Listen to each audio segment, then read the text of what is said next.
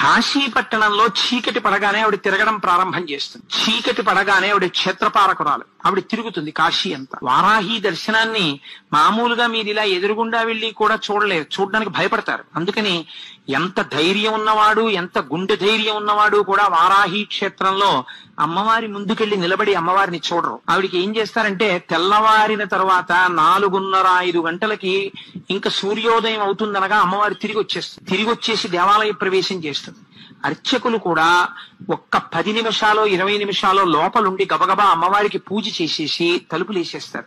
ఆవిడ పగటి పూట పడుకుని నిద్రపోతుంది. కాబట్టి మీరు సూర్యోదయం అయిపోయే లోపల వారాహి దర్శనం చేసేయాలి. వారాహి దేవాలయం పైకి వెడితే స్లాబ్ కి కన్నాలుంటాయి, ఒక 4-5 కన్నాలు. అక్కడ నిలబడి మీరు ఆ కన్నాల్లోంచి చూస్తే వారాహి రూపం కనపడుతుంది. అసలు ఆ కన్నంలోంచి అమ్మవారిని చూస్తేనే అమ్మ బాబోయ్ అని ఒళ్ళు పులకరించాలని నిలబడిపోతారు. అలా ఉంటుంది ఆవిడ తేజస్సు.